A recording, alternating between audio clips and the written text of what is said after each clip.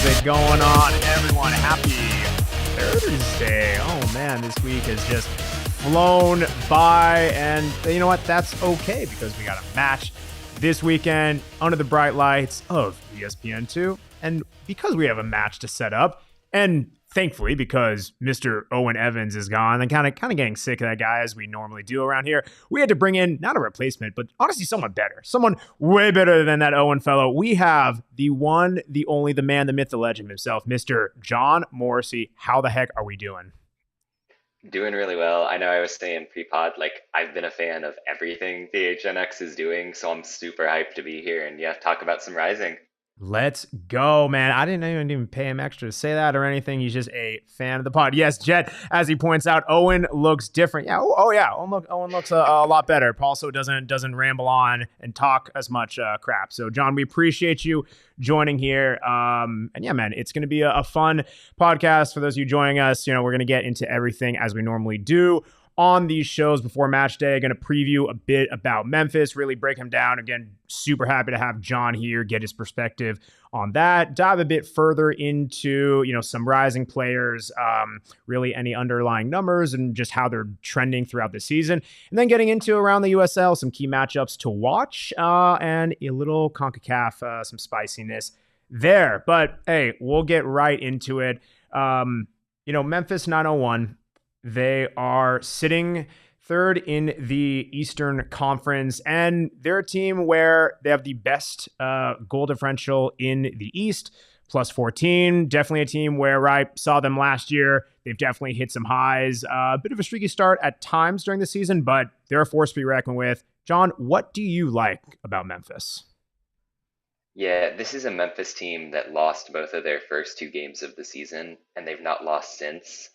It took a little bit of time with the new coach figuring out some of the early injuries, but they're a weapon offensively. They're the highest scoring team in the league right now, despite the fact that they've only played 14 games, which is less than anybody. It's the way that they're able to get the ball forward, press you really hard, and just constantly keep the territory in their advantage, where they feel like they're always in the final third, putting you under the gun.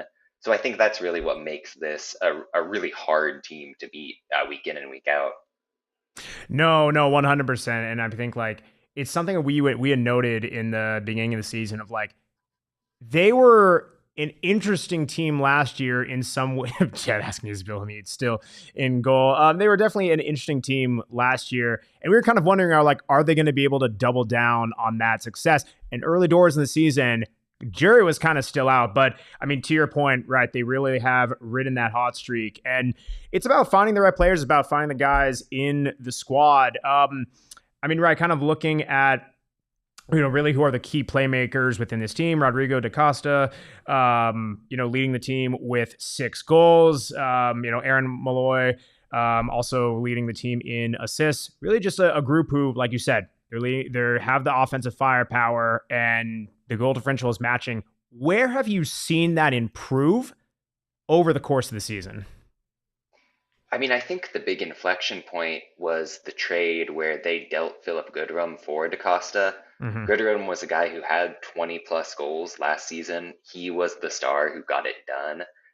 And then he wanted to move on to either Mm-hmm. Europe or MLS. The team wouldn't let him. He said he was devastated to be back in Memphis in the preseason, which is about as harsh as you can get, right? Yeah. Yeah. But in trading him for DaCosta, DaCosta isn't really a typical number 9. He's Mhm. not going to do all of those striker kinds of things. He's much more of a creator, somebody who's gifted with the ball at his feet. Mhm. So they turned into a much more fluid attacking team, one that doesn't really rely on a striker, but anybody can make that run in behind that puts you over the top, that overloads the defense. So there's sort of this Hydra kind of conundrum where you cut off one head, 2 more are popping up to take advantage of whatever you're doing defensively. And I think that's really what's special about DaCosta in particular in terms of his fit with this side.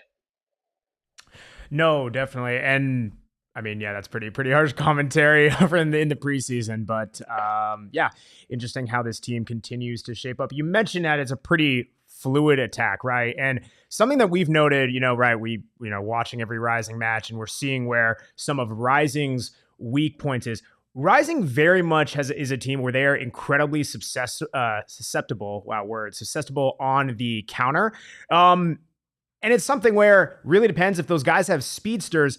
That's one way to really help break down Rising. But even in recent weeks, Rising has fallen a bit prey to even some of the deep crosses coming in from about 30 yards out or so into the box. Ones that maybe it's not necessarily driving down to the end line. You mentioned that Memphis has a very fluid attack. Either of those two situations, whether it is the counterattack or some of those deep crosses in where maybe Rising's line's a bit pushed up, they're not ready for it. Do you see either of those as avenues of attack that Memphis can exploit? Yeah, I mean, if you think about the last game out for Memphis, one of their goals very late on, I think it might have been the winner against Charleston, was like this textbook counterattack. Yeah. You work it, yeah, wide to Knight Pickering, who at 17 years old is someone to watch for this team. But they've got, it's again, it's that Hydra thing where DaCosta can do it in very settled phases of play because he's a very good dribbler. Mm-hmm. Pickering has that speed and creativity on the break. Someone like a Laurent Kisdu is so good on set pieces. They can just beat you in pretty much every scenario. But in that deep cross situation, Memphis really benefits from the fact that their central midfield is made up of Aaron Malloy and Jeremy Kelly. Mm-hmm. Kelly almost had 10 assists last year, and Malloy was an MVP finalist. They're both gifted offensive players who just sit deep, play those balls in, those deep crosses, and can really challenge you. Memphis, I don't want to say that Phoenix is particularly susceptible to what they do because I think Memphis sort of matches up well with everybody in terms Mm-hmm. of what they do attacking wise, but they certainly have the firepower and the personnel to give Phoenix a tough time. No, for sure. Again, Jets comment they're saying goal. That game was a Trey Muse special. Yeah, they fans really have a soft spot for Trey Muse out here. Okay, so that's some of the ways, right, where Memphis can be lethal on the attack. Where are I know they right? We mentioned it's very clear. We've outlined that they have the very good goal differential. Where are some of the ways that they can be exploited on defense? They're a slow defensive team. If you Yeah. think about Reese Buckmaster on the right side, I think he's fantastic. He puts himself in good positions, but he's not very athletic. I think that applies to Graham Smith in the middle, Carson Baumstieg or Jelani Peters, depending on who starts. They can deal with you physically, but they just aren't up to snuff in terms of the speed aspect of things. Mm-hmm.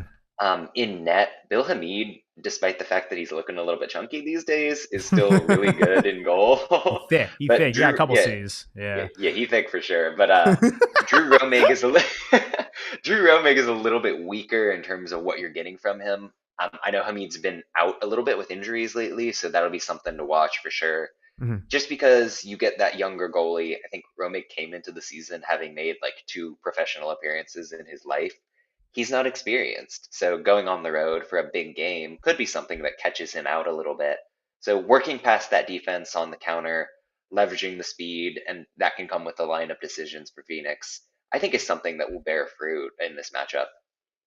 No, and I mean, honestly, that's music to my ears, a lot of Risings fans' ears, especially as they continue to work the absolute plethora of wingbacks that they've had, where Yeah. they are just straight up injured and really getting back into form. But we absolutely love that. I mean, I think Rising, like, right, they have had an inconsistent attack at times this season. They have seen to bring it on as of late, especially down that really the right hand side. But I think that's something where they've threatened all season. They've always had the speed. Through those wing backs, being able to blow the doors off of slower defenses, it really just has been that final ball at times. But that's encouraging to see. And, kind of going along the lines of maybe an older Bill Hamid, we'll see, if he's able to hold up to the task in a national game such as this. Yeah, I mean, you speak to the wingbacks, but then what if you throw Gallardo out on the wing rather than Yeah. having Armanakis out there? Like, Guerra has a number of levers he can pull to try to take advantage of what Memphis is putting out there in terms of those weaknesses. And I think that Memphis, just given the aggressiveness of their press, the way that they try to pin you back, they Mm-hmm. leave a lot of space in behind where you play direct enough, you could get any Trejo out on the break. Like there are enough players on Phoenix who have the technical ability to work past a slow defense that I think this is going to be a pretty open-ended game in general. No, absolutely. Well, and I mean, I think you even highlighted like the direct ball is we've seen at times with Rising. I don't want to say it's a break glass in case of emergency. It's not Yeah. necessarily that scenario, but it's been times where we have seen, especially early on in the season, this team has really made a concentrated effort of they want to play out of the back. They want to be very deliberate and intentional in their buildup, and yet very often, even if it's coming from the midfield, whether it is Carlos Harvey carrying the ball forward, pressing and able to break up and start an opposing counterattack, or a Renzo Zambrano, who is incredibly, in my mind, underrated in his passing. This team is very capable of playing the long ball over the top, bypassing that back line, getting it into forwards' feet. I'm very curious how that matchup plays up, especially knowing Memphis's penchant for really scoring themselves. It's going to be a bit of a chess match, especially against a Rising side where, shocker, they're a lot better at home than they are on the road. Yeah, I mean, it's a tough atmosphere, and if Yeah, you're Memphis making the cross country trip, an 11 p.m. start is tough. If yeah. you're an away team coming from the East, Mm-hmm. I think Memphis might be Central Time Zone. I get that confused all the time, but that's a big deal, and it's one of I think six ESPN2 games all regular season. Mm-hmm. Like, there's a little bit of attention. There are some eyeballs. This is Memphis's chance to show that they weren't just the Ben Pierman team, that they have their own identity. So I think there's a little bit of some of the bad juju coming against them here. Yeah, yeah. I mean, it's going to be an interesting one for sure. It's going to be a nice string of matches for especially for the ESPN2 crowd, for those who are watching the USL Championship and all the other games that they have to offer. Um, yeah, the one other thing I'm curious about Memphis is really, who do you think, right? We talked about some of their key playmakers and their difference makers. Who are maybe some of like the more unheralded guys that really could make a difference, that I would say maybe haven't featured as much in recent games, or ones that have come along early in the season, maybe have phased out a bit? Yeah, I mean, Rashawn Dolly is somebody who pops into my mind in that context. He was somebody who in seasons past was a pretty physical, classic hold-up striker. Mm-hmm. And then Memphis, in their first couple games of the year, because of injuries, was using him as a defender. And he's played everywhere on the pitch, and I think that's really his value, is the versatility. In the second half of that Charleston game last week, he played as a winger, but what he was doing defensively, man marking Nick Markanek, Fidel Barajas especially, really limited what the battery could do in transition, and it changed the face of the game and let them come back to get that 3-2 win. So he's somebody that, if you're trying to shut down Trejo in transition, if you want to make sure that Armanakis can't cut back onto that left foot, he is the player to kind of be that stopper out wide. So he's someone I'd be watching for sure. Mm-hmm. No, I appreciate that. Excuse me. That is no, that's absolutely clutch. I mean, especially this Rising team, especially with the addition of Panos, definitely have been right. They're still deliberate and they're playing the ball, looking to spray it around, but it's definitely seemed like they've taken that next evolution of, we don't always have to play necessarily vertically. It can be a little bit more of that the side to side movement, but really being able to drive at people. I think that's something that Panos has added that additional layer to it. And it's going to be interesting to see how Memphis clogs up the midfield. Definitely a lot of traffic within that midfield, within the center of the pitch. A lot of traffic as well coming to our friends at Circle K. Circle K, they are always driving traffic because they have all the kinds of good stuff. They got the good premium gas, cheap iced coffee, the beer, all the things you want to get, energy drinks, all that jazz. But for those of you who are listening in Arizona, John, I apologize. You are not able to take advantage of this deal because you're in New York. You are not in Arizona. But for those of you who are listening and watching in Arizona, you can get out your phone, grab those digits on the phone. You text PHNX to 31310. That is PHNX to 31310 for buy one, get one free Polar Pops. And you're going to enjoy something cold on a hot summer day, especially it's, the ESPN2 audience.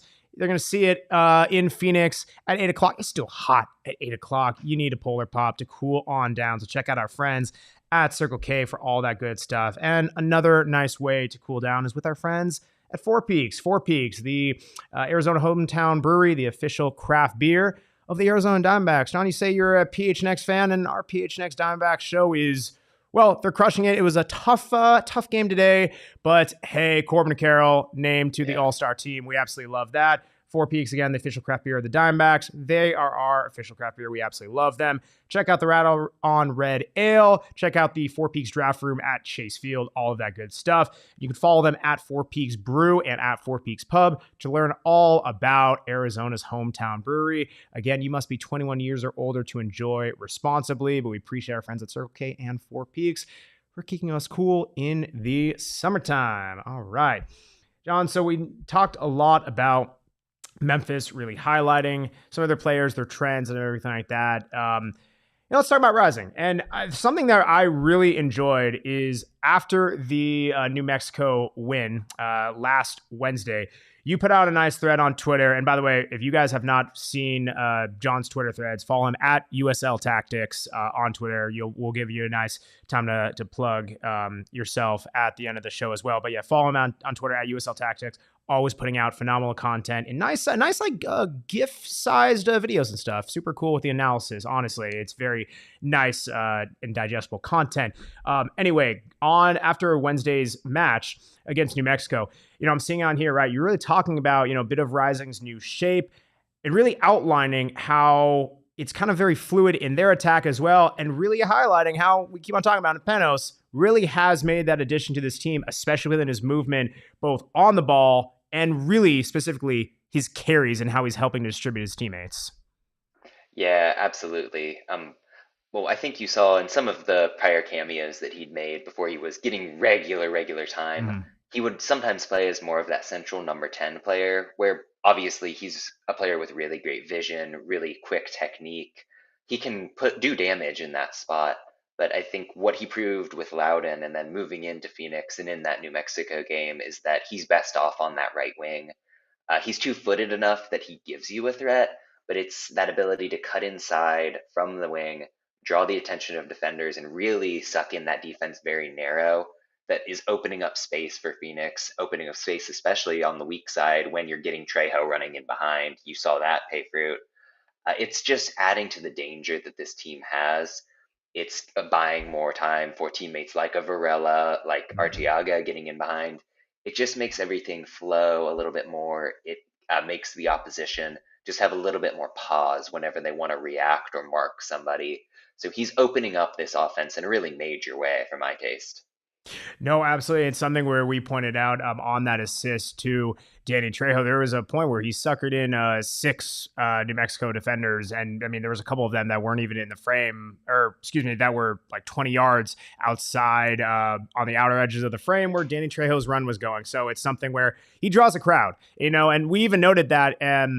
He's a guy who he might lose possession just kind of based on the nature of his play, but he really has brought that extra dimension to Rising's offense. And one of the biggest contributors, even if he's not necessarily assisting him directly, I think Manuel Arteaga has absolutely been a byproduct of Penos coming in and really just shifting up this offense a bit.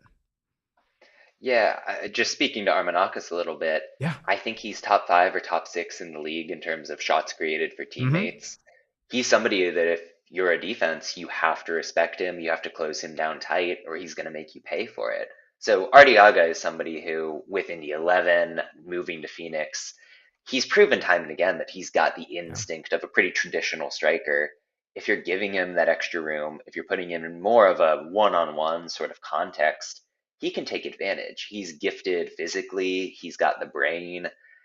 There's the complete package there that he just needed a little bit more space to do things. Mm-hmm. And we're seeing the benefit right now where, well, year over year with Indy 11, he really declined in 2022 because that team was a bit of a dumpster fire.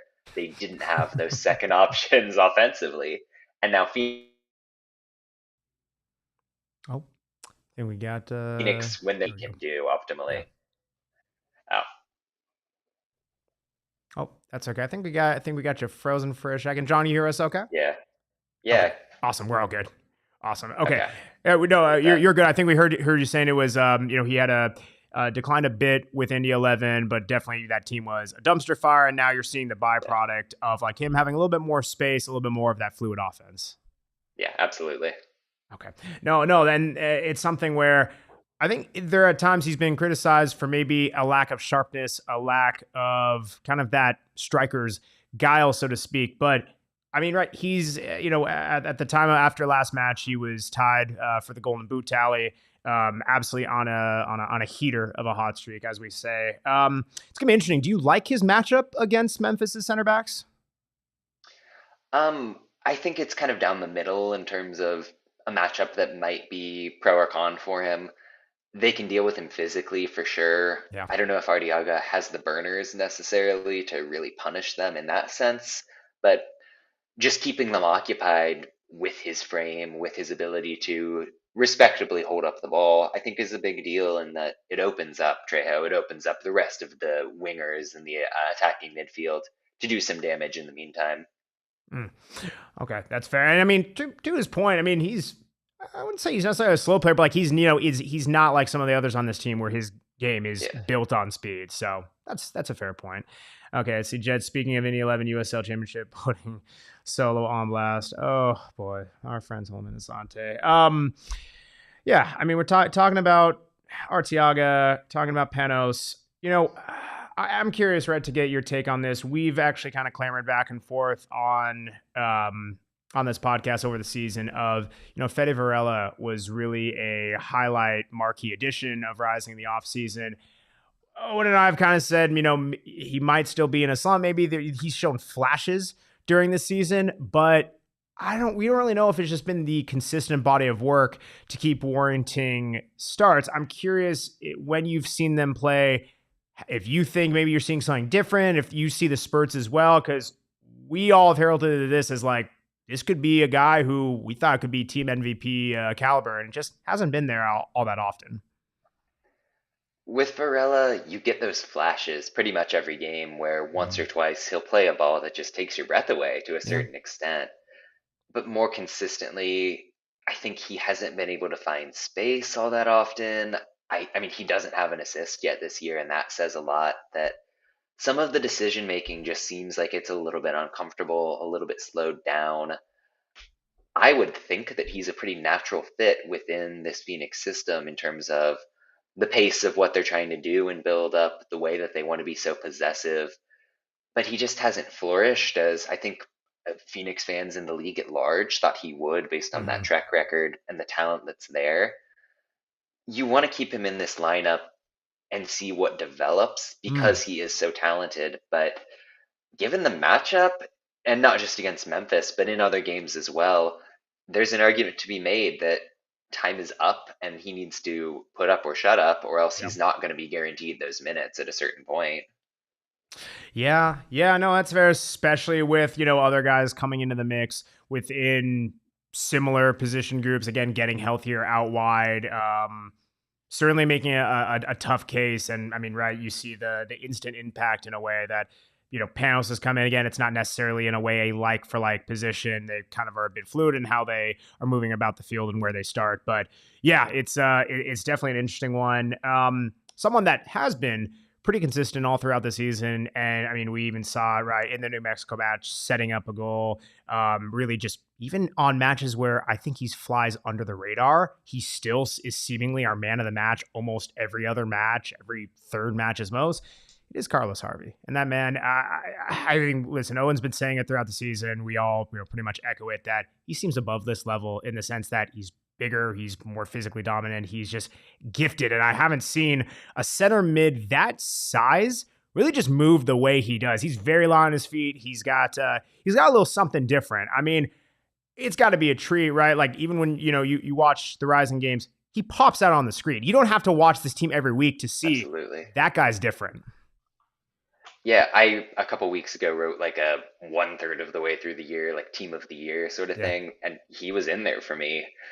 He had this rap when he was with LA of being the guy who was very hot headed, who'd go and 2 foot somebody, spikes up and get a red card, Well, right? it's he has a penchant for a yellow, about every game, so Yeah. some of it's still there. But I think the way he's been able to channel that aggressiveness, Yeah. channel the power within his game, and take it in a much more positive and productive direction. And some of that comes with being in Phoenix, somewhere that has those high standards, that has a real fan base instead of the training pitch atmosphere that you had with LA Galaxy 2. Mm-hmm. But man, he for me is probably the most improved player in across the whole championship. What he does with the ball carriage, like you mentioned, is unbelievably important for Phoenix. He does it defensively. He really is good about those late runs into the box as a goal scoring threat time and again. He's just such a vital cog. And I think you're right to point out that he looks a cut above this level right now. And I mean, you can't say enough. He flies under the radar league wide for my taste, but he's crucial. Mm. No, absolutely. I think right. He's a guy, especially you pair him in the midfield, where whether he is paired with again a Renzo Zambrano, who he is a bit of that ball winning center back, but also is very underrated and can hit a ball forward, or Jose Andres Hernandez, where he is much closer to kind of that 8-10 hybrid of he's just going to move the ball, progress the ball forward, small guy, not going to really do as much of the defensive damage. Well, no matter who he's paired with, he does everything. He literally, you look at his touch map and his heat map after a match, and it's like, where didn't he cover on the pitch? He is seemingly like everywhere, and he just does a 40-yard burst, makes it look easy. It's really something to see, and it honestly blends well because we've seen him able to drop back in a pinch, play a little bit of center back. And there's kind of a transition. We see me working from up the pitch at the forward level all the way back to the back line. But, a guy who almost is his complement in the reverse is, captain when he's on the pitch, Kev Lambert. I know he's off at, for Jamaica in the Gold Cup right now. He's also a guy where, traditionally his position that he was at in Rising, even at spurts within the national team was in that center mid. And go figure, he stepped in the center back role. We were wondering before the season if he's going to be able to claim that spot and really not, I guess, lack that transition. And he is not only claimed that and he's just dominant, he looks like he's been playing that position for years. And no disrespect to the other members, the other center backs on Rising's roster, he's been hands down the best one they've had all season. Yeah, no disagreement on that point. I mean, he's pretty crucial tactically to what this team does as well, in terms of his ability to play the ball at that spot, given how possessive and short they want to be playing out of the back. You often see that variation in build-up where two of the center backs stay a bit deeper and he'll kind of sneak up the right side, which just creates those little overloads. You only can do that because he's such an intelligent player. He has the combination of really high-end skill within the USL and physical ability to recover back defensively and make the right read at any given moment. I mean, it's kind of trite to say that he's a legend within the league, but he is, and we should pay more attention to it. He's been here for years with Phoenix, and he's really the identity of this team in a lot of ways.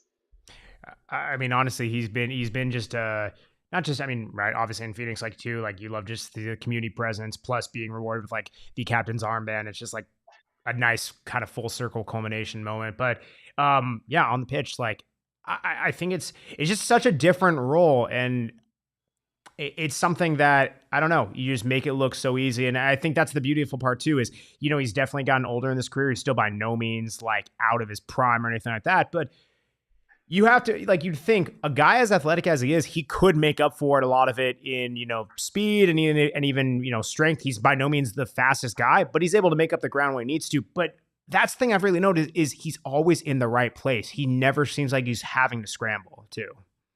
It's the combination of that brain, but the long stride, the ability to just read every situation. You mentioned the age. He's only 26. That's a crazy thing. It's he's been playing so long, and I'm that's the prime. He's in his prime. He's still young, comparatively. You look at him, you think about the reputation, and you think the guy's probably 30, 31, but plenty of time left for him to be one of the best players in the league. Yeah. Yeah, no, I mean, to Jet's point, right, wondering maybe, even past coaches, right, even past coaches who are no longer on Rising of saying, it's not Kev is amazing in this league, but he's a guy who you don't want to see him play here in the sense of he deserves a move, not just to MLS, but to Europe, across the pond, to bigger and better things. So, interesting to see, right? We love him. As long as he's on Rising, we're going to be celebrating him and everything like that. Tyler C in the chat as well. Sup, peeps?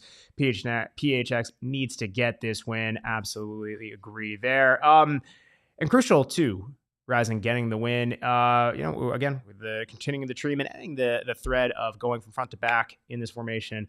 it is Rocco Rios Novo. It is something when Ben Lunt went to St. Louis, and it's like he was the saves leader in the USL last season. And granted, that was a tough season for Rising. You don't necessarily want to see a keeper making that volume of saves, but even just the way that Lund carried himself was very much the enforcer in the back. He carried a figurative and literal big presence.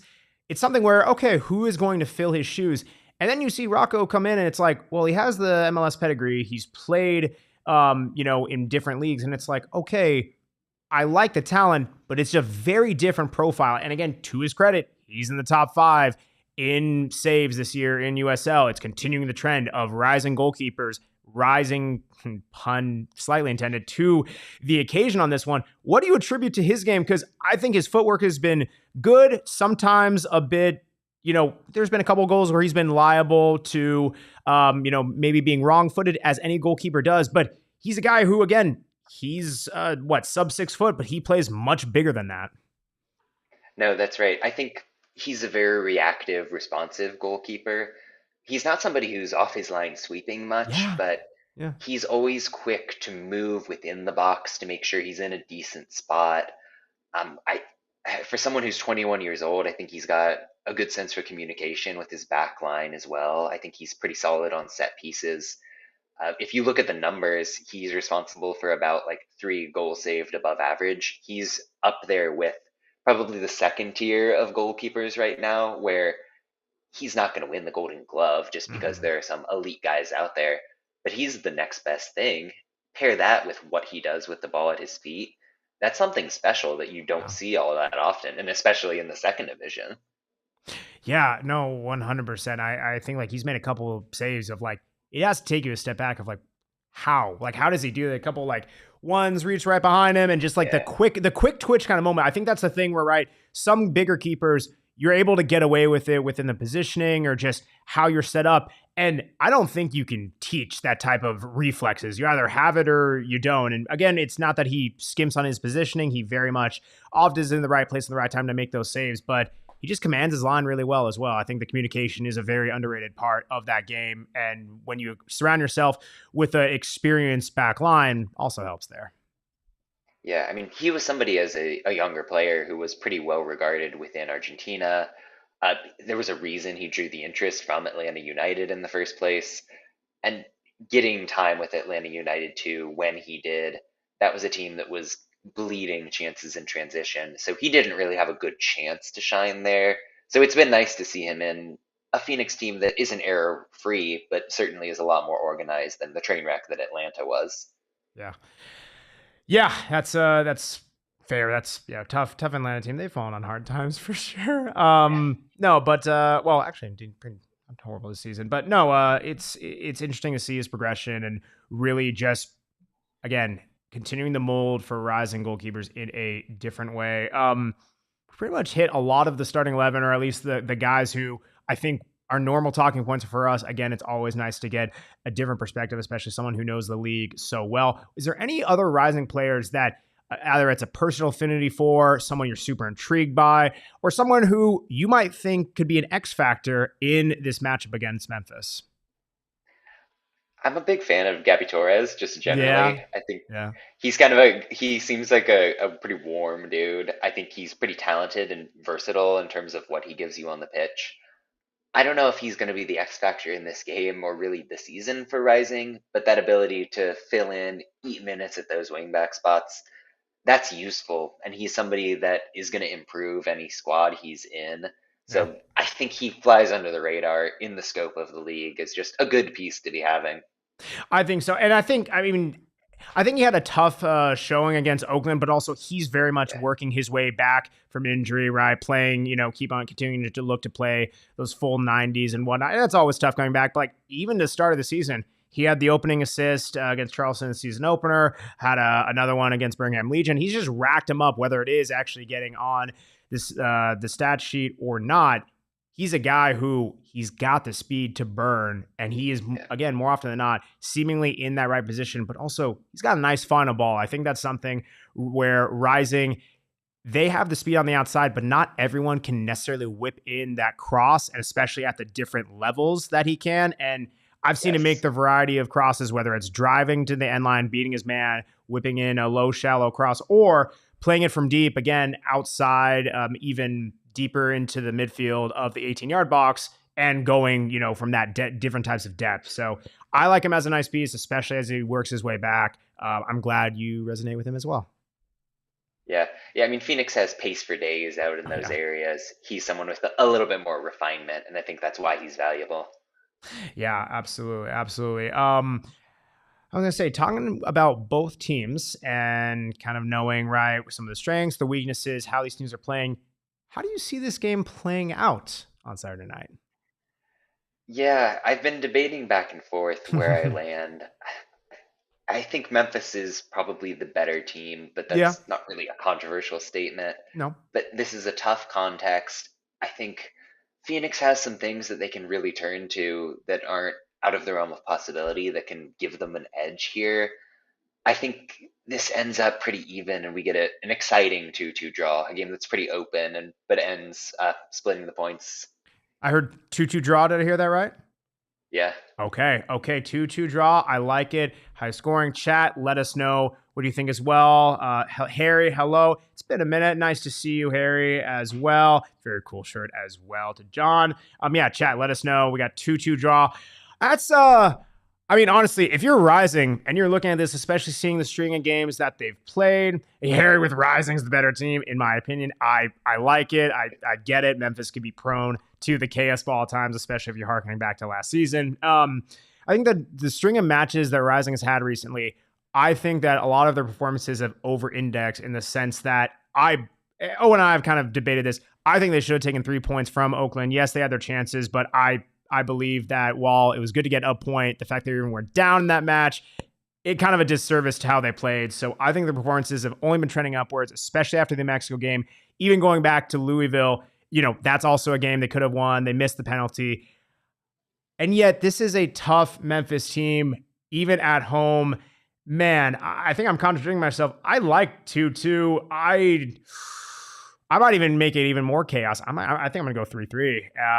And Okay. I don't Must know. watch. You say Memphis is high scoring. I think Rising's only put up 3 goals a few times this season, but let's see what happens. Let's see. Harry has the Rising at 3. Memphis 1. Okay, we got a dominant win for Rising. I'll take a 2-goal win. I like that. Well, we gotta see what happens. Yeah, we gotta see what happens with them. It could be a very interesting match, but something that we know we're going to be looking at what happens is with our friends at Valley Tap Room. Valley Tap Room, right? They got all the good beers in place. It's a great place to watch a Rising match. It's, of course, at home, but when you guys are looking to catch Rising on the road, great place to tune up there. They got the Four Peaks beer, which we already talked about earlier, but they also have wine. They got spirits. They got a nice outdoor patio. They got they have karaoke from time to time. They have the Trivia Tuesdays, all the kinds of good stuff.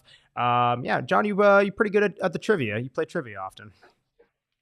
I was a big high school quiz bowl guy, so Oh, yeah, big into nice. that. Heck yeah. Owen and I have gone to Valley Tap Room a couple times. I, of course, carry the team.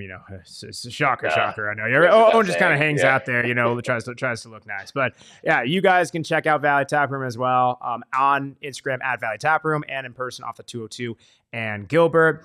Yeah, it must be 21 years or older to enjoy Valley Tap Room, of course. Also got to be 21 years or older to enjoy our friends at OG's Brands. OG's Brands is Arizona's scratch-made THC gummies. They have the best stuff. Pink Lemonade, their new summer edition. It is absolutely delightful. It smells phenomenal. Getting a thumbs up from producer Damon. He likes them. We all like OGs over here at PHNX. And yeah, enjoying them I think people were enjoying them on the Sun Show earlier. A couple other folks were watching Spider-Man over the weekend, enjoying some OGs. That'll take you to a Spider-Verse and then some. So check out our friends at OG's Brands on Instagram at OG's Brands. That's OGEEZ Brands on Instagram and on the websites, the URLs, if you will, the www.ogsbrands.com. Again, you must be 21 years or older to enjoy OGs as well. All right, so we ran through this matchup this matchup between Memphis and Rising, gave our predictions, walked through both squads. That was really, I mean, it's all honestly very cool. And we always like to make sure that like our assessment of the players and really just other perspectives aren't totally crazy. So I'm glad that we both think Rising, very interesting and exciting team, especially within this matchup. I'm curious to see who you like within other matchups, around the USL, any matchups that really highlight as, okay, that's one you want to tune in and watch. Yeah, well, I mean, we just saw Harry in the chat, but that San Antonio Birmingham game this weekend, that feels like a big deal where Does. Birmingham, they lost 7 games in a row in the league, but everyone kind of forgot because they were doing so well in the Open. They're Yeah. finally finding form again. But then San Antonio, like every time they start to get momentum, like Adeniran goes back to St. Louis and the loan ends. They lose that game to Sacramento. Mm-hmm. They just feel like they haven't got that momentum in the Mm-hmm. same way this year. So they're in fine shape, and I'm not like being a kind of alarmist with them. But it's an interesting game, and Birmingham can be a tough team. So that's probably the game I'm watching closest this weekend. That's fair enough. No, I mean that to me, that's going to be definitely an absolute one of like Birmingham, absolutely top of the tree. When Rising, I remember when Rising played them, they were top of the East, and we're thinking like, oh gosh, and we're going on the road. It was Easter, was it Easter Sunday, I believe, and it was a crazy, crazy match that they ended up winning 3-2. Their season has been very interesting. Another one, and this is a battle of the East: Pittsburgh Riverhounds and Louisville City. It's at Pittsburgh. That's going to be also another defining one. Rising, right, played both those matches in recent weeks, and two incredibly tough opponents. Yeah, Pittsburgh, I think, is 9 games in a row they've won at home. They are looking really good defensively. Louisville has some things to figure out where they just don't have that same level of coherence and flow and attack. Mm. I mean, they're Louisville, they're going to get it together. They always do. But at some point, it's not going to work out. They're going to have the season that Phoenix had last year. And Mm-hmm. it's not that bad, but yeah. Yeah, no, that's fair. Going back to Harry's comment, it's a worry for San Antonio. While Legion had that Open Cup run, took away from the league. Yep, very fair. Having a more unified approach. But I think both of those very, very great matches. It's going to be an interesting one in the USL as things continue to take shape. But we will see again. Just kind of looking at the table, Rising, right, jumping back to them. Sitting in that 7th spot there. And yeah, it's going to be interesting. Whereas, right, Memphis sits in that 3rd spot. But, some of the matches we highlighted, right, Pittsburgh, top of the East, SAC, top of the West. A lot of quality matches this weekend, but it's going to be an interesting one. But while we cover Rising out here, we also have to take a little look at the CONCACAF Gold Cup. Of course, right, we selfish reasons, we are looking at our friend Kev Lambert, who is bossing things at Jamaica, played the full 90, drew a penalty against the United States, had the hockey assist, as people call it, in their recent victory. So I'm curious, right, whether it's including Jamaican matches or anything outside, what has been, some of the things that impressed you at the Gold Cup? I will say here at PHNX Studios, we watched Canada and Guadeloupe. And my word, we were watching it right before this match, right before Tuesday's show, just like casually, hey, let's prep for the show, everything like that, throw it on. When Guadeloupe went up 1-0, and we're thinking, I know this is Canada, they're missing some stars, but man, that was quite a showing against a lot of Canada's spine still intact. So I'm curious if they impressed you, anyone else from the Gold Cup. No, I mean, that's sort of the magic of the tournament for Yeah. sure, where you kind of get any of the more obscure Caribbean islands coming up with a result. Not to stay too far off the pitch, but I always kind of find it crazy when you see like the spate of Cuban players defecting in the middle of the tournament. And this applies to baseball, to soccer, whatever. But like losing 4 players from your team is a big deal. Yeah. And given the level they're at, like there's probably 4 guys that are going to be in the USL next season or at the end of this season. So that's crazy. I got to shout out the Ferreira hat trick for the U.S. just because patriotic civic duty, I guess. Of course. Yeah, just a fun tournament. Yeah. I'm so used to saying nice things about the U.S. men's national team or the U.S. women's national team, and Owen, of course, going along the lines of like, oh boy, it's not Wales or something like that. So it's a little bit of PTSD. So I appreciate you shouting out the red, white, and blue. It was an interesting match too with Ferreira. Right. I think he definitely gets a hard knock off the times of not being a typical quote unquote number 9 and maybe lacking not necessarily the finishing or even just the opportunities that he may or may not get. But he put away that hat trick. He looked incredibly decisive, and you can say what you want. Again, he only scores against, primarily CONCACAF opponents, especially the smaller ones, but he's the fastest 10 goals in U.S. men's national team history. So there you go. Yeah, that says something.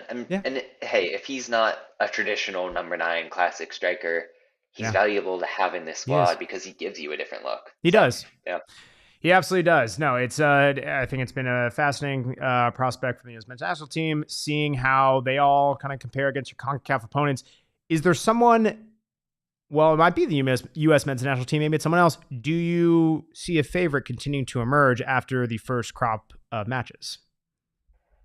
I think it just has to be the US based Yeah. on the talent level. But I mean, given that this isn't like a plus team for the US, I think it's a pretty wide open tournament right Oh now. yeah. And it would be fun for somebody like a Jamaica with Kev. I mean, Trinidad isn't going to do it, but I love to see teams with some USL guys making a Mm-hmm. run. So that's something I'm watching for. I think that's something too, right? Of like you see, right, a lot of these tournaments, especially these regional ones. People always think of like the World Cup or Champions League, whatever, as like, oh, this is where a lot of these players are scouted. But these regional tournaments, especially for a league like CONCACAF, like that's really where you're able to maybe unearth some of these hidden gems. Yeah, no doubt. I mean, if you're looking at some of the big additions over the past year, like Colorado Springs kind of have rebuilt around Jairo Enriquez from El Salvador, Oakland, much the same with Tamacas from that same country. Like, there's a lot of talent to be had Mhm. here, and I think it's somewhere that the USL should be looking a lot more Yeah. often going forward. Absolutely, absolutely. That's what this tournament's here for. A nice way to showcase different players. I was gonna say, I mean, John, this has been awesome, man. I think we covered a lot from this matchup. Awesome to really do a little deep dive on Rising's roster, go around the league, CONCACAF, all that stuff. Um, Anything that we missed that you would like to shout out, draw attention to? Anything?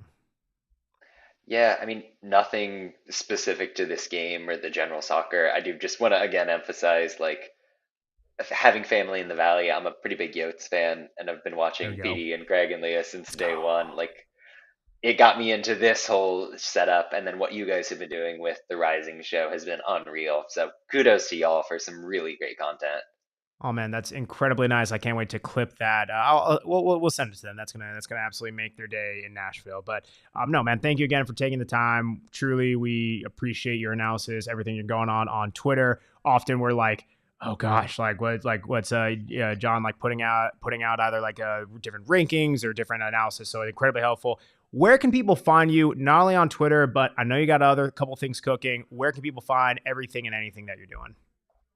Yeah, so I mean, start with the at USL Tactics on Twitter for sure. I recap every USL game there in a short thread, which Yeah, is stupid and crazy, but it's it's amazing. there. Yeah. The writing stuff would be at Backheeled for the most part. I do have a Substack, but Backheeled is where you want to be for the weekly power ranking, which is like a 5,000 word deep dive into what every team's been up to over the past week. And then the USL Show podcast, where just once a week talking everything across the league. Really great group of people with a good set of perspectives. So check that all out. Okay. You heard the man. Check him out. Check him out. And I was gonna say we'll have this pod out for everyone on Apple Podcasts, all that stuff. But thank you everyone for watching here along with us. Harry, Tyler, everyone in the chat. Appreciate it. All awesome, super cool. Always love the engagement. And we will catch you guys. I'm going to be joined by another special guest after Saturday during the post-game show. Gosh, that is going to be well past my bedtime at probably around 10:15, 10:30 or so on a Saturday. Goodness gracious. But hey, it's primetime, baby. It's what we got to do. John, thank you again for joining us. And yeah, until we catch you guys on Saturday, remember, it is the beautiful game, but it is so much more beautiful when you're joined by people that's not named Owen Evans. We will catch you guys next time later.